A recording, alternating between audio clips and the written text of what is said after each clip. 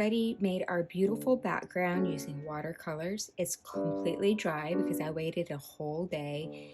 If you ever have to check, you can use the back of your hand, touch it to your watercolor paper, touch it to the paper that you know is dry. And if it's the same temperature, then you know that it's not going to bleed ink when you use Sharpies.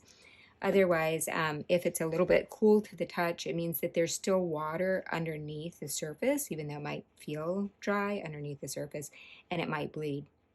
So what we're going to do is we're going to use either our thin or thick Sharpie.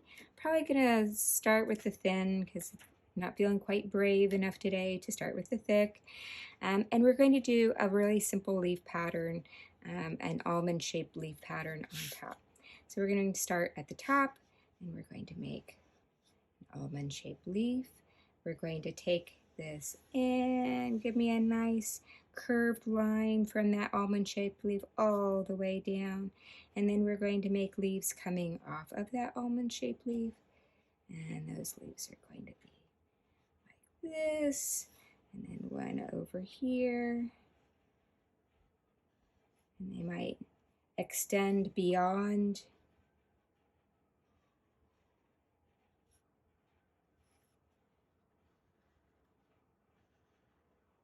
It's just like a shape of an almond, or maybe the shape of an eye,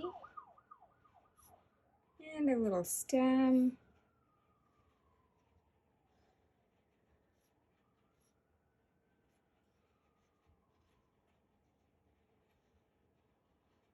And if you'd like, you can make them slightly smaller at the bottom. Maybe there's just one that's a little bit younger, a little bit smaller.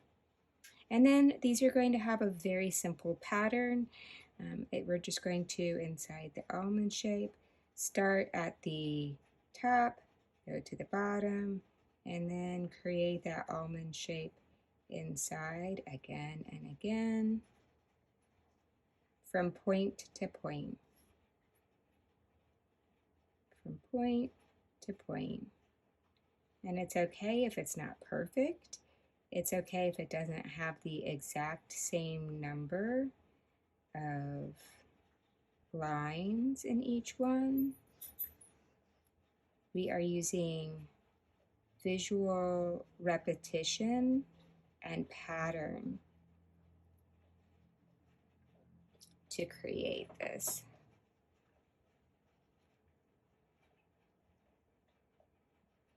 From point to point, you can turn your paper if it's helpful. Just go slowly. All of those like little wiggles and jiggles I find very interesting. So like I went a little slower on this one, and I actually think it looks a little bit better. To me, because it's got a little bit of character in those lines, then it actually looks less computerized, more hand created, and I like that.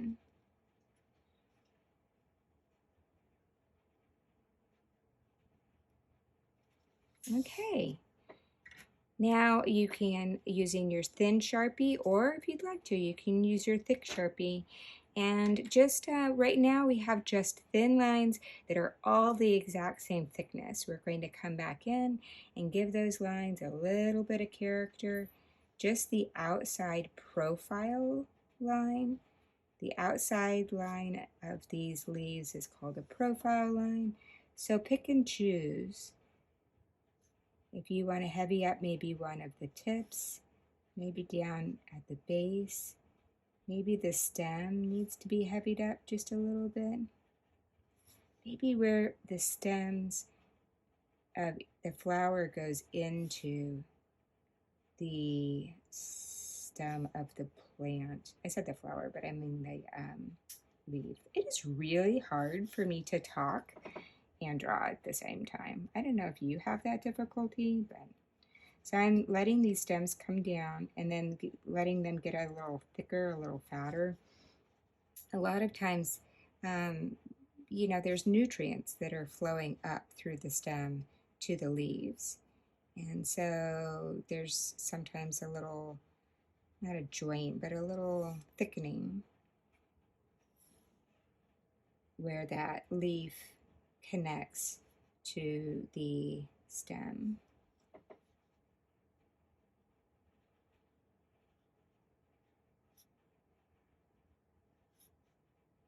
And just letting this become a little bit more interesting.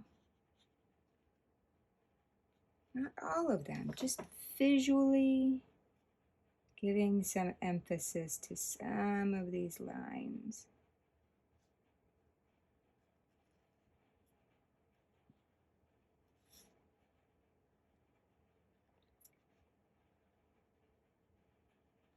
So you're the artist, you get to decide what's going to make this look interesting.